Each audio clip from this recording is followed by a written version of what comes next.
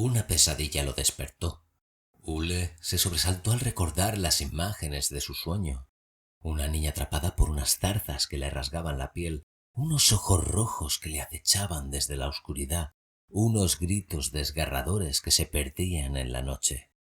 Asustado por el cuento de su madre, buscó el consuelo de su hermana, pero ella no estaba por ninguna parte. Entonces recordó las últimas palabras de su madre antes de irse a dormir.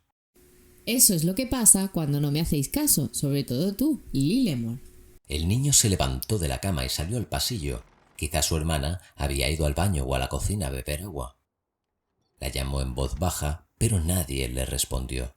Entonces vio que la ventana de su habitación estaba abierta y que había unas huellas en el alféizar. ¿Acaso Lilemore había hecho como la niña del cuento y se había adentrado sola en el bosque? De día, el bosque vecino era un sitio familiar. Allí jugaban, recogían piñas y hacían cabañas con ramas, pero de noche era otra historia. Siguió sus huellas hasta llegar al borde del bosque. No había ni rastro de Lilemore, y Ule deseaba poder preguntarle a las piñas si la habían visto. Pero si las piñas conocían su destino, decidieron no revelarlo. La luna llena iluminaba su camino entre las ramas desnudas. De vez en cuando se detenía para escuchar algún ruido extraño. Un búho ululando, una rama crujiendo, un animal huyendo. Siguió caminando hasta que por accidente cayó en un túnel de piedra y en el momento que más miedo sintió, a lo lejos una luz brilló. Se acercó con cuidado descubriendo un orbe luminoso que sostenía la estatua de una angelical niña. Esa esfera era un símbolo de esperanza, una chispa de valentía. Al cogerla sintió un agradable calor en sus manos. Era ligera como una pluma. Iluminó el camino con ella hasta que por fin, en lo alto de una colina donde unas ruinas descansaban, encontró a su hermana. ¿Qué tienes ahí? Preguntó Lilemore. ¡Qué brillo más hermoso! Dijo, examinándola minuciosamente. Jugaron con su bella luz. Se la lanzaban como si fuera una pelota. Parecía incluso flotar un poco antes de caer al suelo. Pero por error, en una de las ocasiones la lanzaron demasiado fuerte, perdiendo el control y la hicieron rodar por un barranco. Cuando Ule y Lilemore se asomaron para ver dónde había ido, el suelo bajo sus pies se desplomó y juntos cayeron al vacío.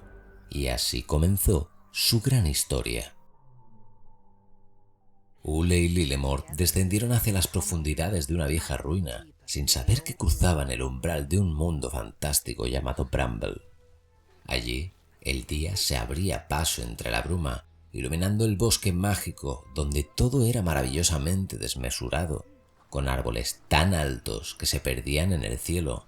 Las setas eran tan grandes que parecían árboles, y las manzanas esparcidas por el suelo poseían el tamaño de una persona.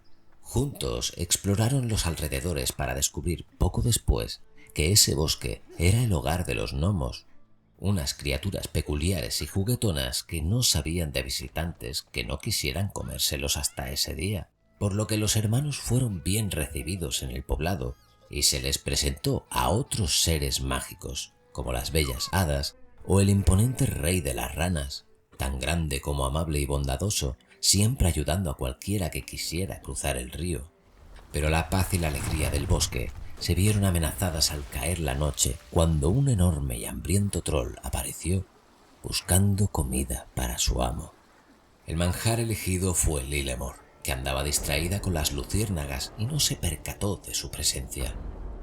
Ule vio de primera mano cómo el monstruo agarraba a su hermana y la metía en un saco. El niño corrió horrorizado mientras el troll le perseguía y cuando se vio acorralado no tuvo otra opción que lanzarse por el acantilado. El río era fuerte y Ule era débil. No tenía la más mínima posibilidad. El rey de las ranas se aseguró de que su nuevo amigo no se ahogara. Pero Ule, sin su hermana, se sentía el niño más solitario del mundo. Lo único que quería era encontrarla. Regresó al poblado de los gnomos. Tal vez ellos podrían decirle qué dirección tomar, pero se topó con un panorama desolador. Los troles lo habían destruido todo. Entre los escombros escuchó los desconsolados llantos de uno de esos pequeñajos. Ayudó todo lo que pudo para encontrar al resto de supervivientes, un hecho por el que le estarán eternamente agradecidos. Indicaron a Ule el rumbo a seguir para encontrar el hogar donde vivían esos troles, pero al llegar a la cueva dudó por un instante si estaba o no en el lugar correcto. Un hecho que se confirmó cuando vio caer justo delante de sus ojos la gigantesca cabeza cortada de un jabalí. Eso era la cocina, y uno de los troles estaba cocinando. Ule entró sigiloso, abriéndose paso en el mar de vísceras y desechos esparcidos por el suelo, hasta una de las repisas donde se guardaban las especias. Pero aunque los troles no son muy listos, sí que tienen un buen olfato, y el monstruoso cocinero no tardó en darse cuenta de que se les había colado un intruso. La bestia atacó al niño con el cuchillo de carnicero que tenía en su mano, que por cierto, hay que decir que si ya de por sí a ese utensilio hay que tenerle respeto, imagínate tú uno de esas proporciones. El chiquillo esquivó los torpes golpes y casi, como si de un acto reflejo se tratara, lanzó una piedra a uno de los ojos del monstruo, ganando así algo de tiempo y poder escapar de nuevo. Pero el peligro no había acabado. Los troles continuaban destrozándolo todo a su paso, aún más enfadados. No se juega con la comida y su presa se había fugado. Ule tenía ganas de llorar. Hace tan solo unas horas estaba en su acogedora cama. Ahora, en cambio, había estado a punto de morir varias veces y su hermana seguía sin aparecer. Divagando por el bosque se topó con una sorprendente y triste escena. Una tribu de piñas. Sí, piñas, las de los árboles. Estaban acosando a un indefenso lemur de piedra. Saltaban y bailaban sobre su gigantesca cabeza. El pobre lemur demostraba tener un gran corazón, ya que si él quisiera podría aplastarlas en un santiamén. Pero era incapaz de dañar a ningún ser vivo, y lo único que anhelaba era un amigo, pero su rostro espantaba a casi todos. Ule, en un arranque de justicia, espantó a las malhumoradas piñas, por lo que el lemur estaba en deuda con él, y se despidió prometiéndole que algún día le devolvería el favor. Más tarde, tirada sobre una seta, halló de nuevo aquella misteriosa esfera de luz que ya daba por perdida. La agarró entre sus manos y la apretó contra el pecho. Sintió su calor, le invadió la esperanza. Se armó de valentía. Algo en él cambió. Se acabó el huir y se enfrentó al troll que andaba tras él. A ver, también es verdad que casi acaba en su estómago, pero el orbe no lo permitió. Su destello se hizo tan fuerte que se hizo de golpe de día. Y si algo no soportan los troles, es la luz del sol. Los fulmina y los convierte en piedra. Y así acabó la bestia, transformándose en una quieta, silenciosa y fea estatua. Otros muchos peligros le aguardaban, como el Fosgrim del lago. Estos seres son espíritus del agua que atraen a la gente con la melodía de su violín. Suelen tener el aspecto de hombres bellos y semidesnudos, y por norma general son bastante amables. Incluso te pueden enseñar a tocar el instrumento si se les entrega una ofrenda. Pero este no era el caso. Antes de convertirse en Fosgrim, Naken era un hombre sencillo al que le gustaba tocar el violín. Pero los habitantes de la aldea no apreciaban su talento. La gente lo acosaba con frecuencia y la única que no lo hacía era una chica de la que se había enamorado. Un día, el maltrato y las palizas llegaron a tal punto que la ira de Naken finalmente se apoderó de él.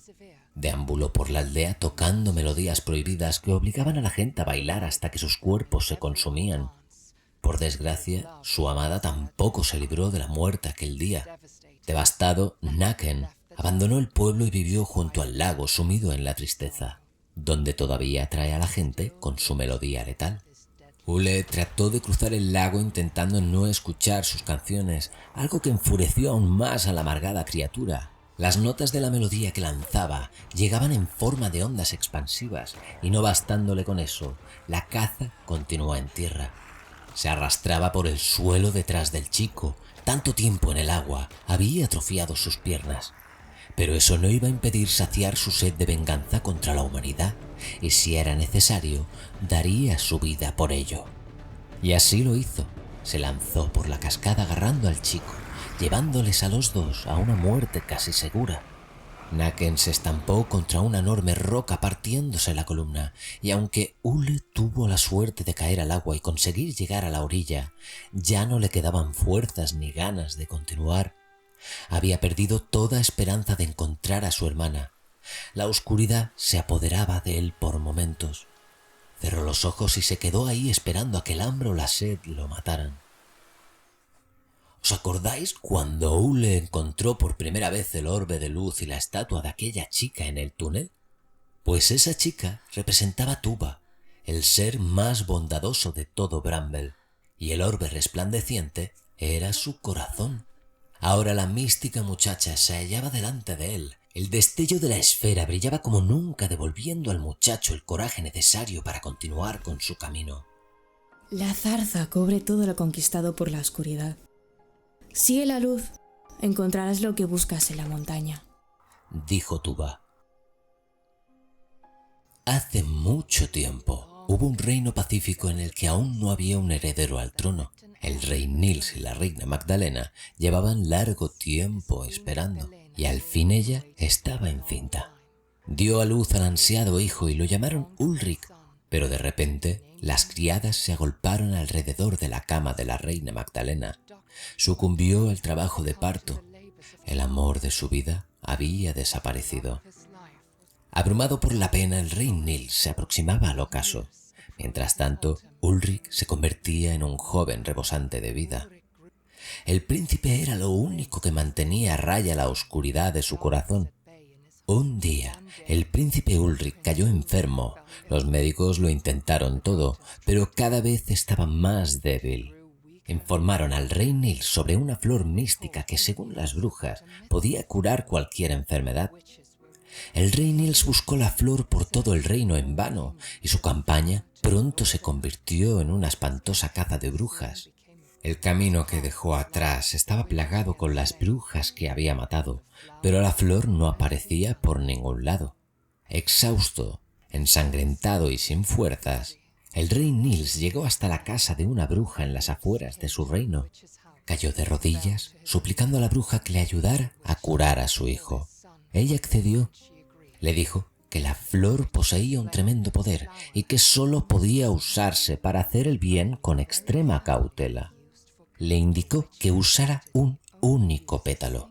Utilizar la flor entera solo invitaría a la muerte. Ulrich comenzó a recuperarse, pero el descontento hacia la realeza había crecido en el reino tras la sangrienta campaña de Nils, y al día siguiente encontró a su hijo asesinado, y con ello se apagó el último haz de luz que mantenía a raya su oscuridad. Con el corazón destrozado, el rey Nils se volvió hacia la flor que había prometido la vida, y en su lugar la vio como la manera de escapar de su sufrimiento.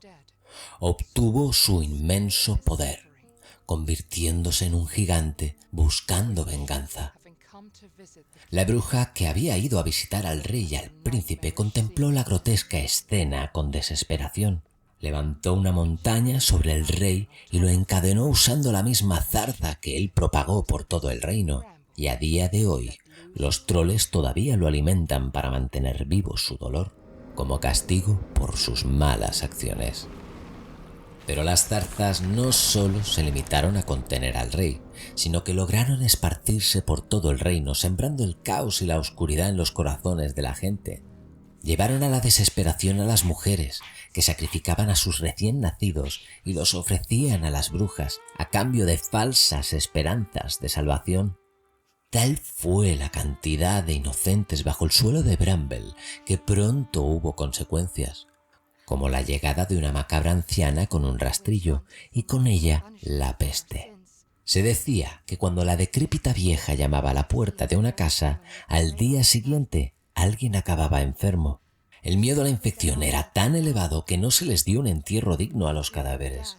Con tal de no acercarse a los cuerpos, los sepultaron en fosas y los muertos no tardaron en volverse a levantar. Ule rechazó con su luz la tentación de las brujas, esquivó el rastrillo y las contagiosas ratas de la anciana, pero para lo que no estaba preparado el chico era para enfrentarse a su propia ira. Esta se desató cuando la guardiana del bosque se rió de él y de su hermana. Esta bella y traicionera criatura con cuernos de ciervo y cola de vaca era una Uldra, una cambiaformas que seducía a hombres solteros, los llevaba a la montaña y una vez sucumbían a los placeres de la carne, los mataba para obtener su fuerza vital. El muchacho no se dejó engañar y le hizo frente. Ella levitaba entre los árboles mientras utilizaba sus poderes para atacar. La naturaleza era su arma, la tierra temblaba. Las raíces intentaban atraparlo, pero el chico fue observador. Los árboles que la rodeaban estaban adornados por los cuerpos consumidos de sus amantes.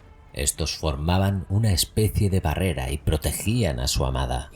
Es por eso que el chico primero se deshizo de ellos, y cuando tuvo vía libre y por fin la tuvo suplicando en el suelo por su vida, el orbe se transformó en una espada.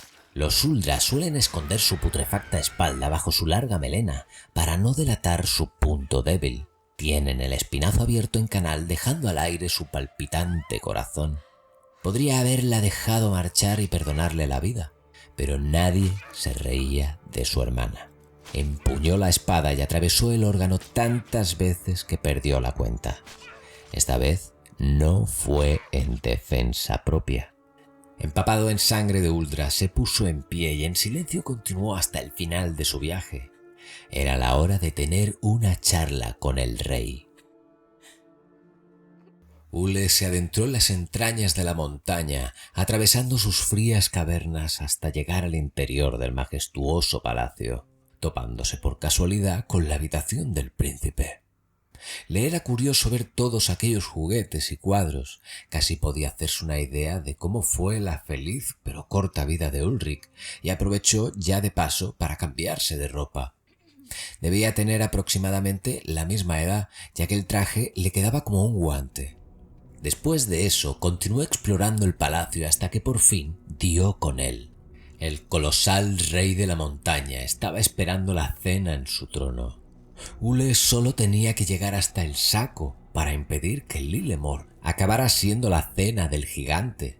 Trepó por la gigantesca espada hasta llegar a la mesa, pero justo antes de alcanzar el saco donde estaba retenida su hermana, uno de los troles vació su contenido en la boca del comensal. Lilemor era tan pequeña en comparación con su majestad que fue engullida sin masticar y sabiéndole tan a poco que el troll que le había servido la comida también acabó siendo comido.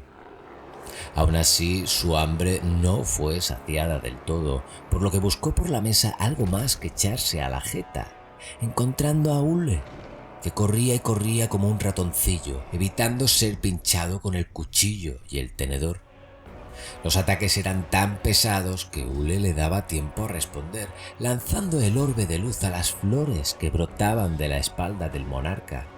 Esta comida se le estaba resistiendo un poco, por lo que Nils cambió los cubiertos por la espada y su cetro. Pero Ule continuó esquivando los letales tajos, los mastodónticos golpes de vara y continuó con la contraofensiva, no dejando ningún tallo a la vista. Con la zarza debilitada, el rey de la montaña pudo ver con claridad por primera vez en siglos, y al ver a Ule vestido así, hizo que se acordara de su amado hijo, y no permitiría perderlo de nuevo. Esta vez el rey Nils vencería la oscuridad, y aunque la fuente de la maldición floreció una vez más delante de él, abriendo sus pétalos, su majestad le clavó su espada y puso fin a todo. Ahora el único camino para llegar a Lilemor era hacia arriba y hacia adentro. El muchacho volvió a escalar por la enorme espada sobre la que se apoyaba el moribundo monarca y luego trepó por su barba. Pero el rey ya no tenía el poder de las zarzas y pronto dejó de respirar. Ule logró encestar el orbe por la boca de Nils antes de estrellarse contra el suelo y perder la vida.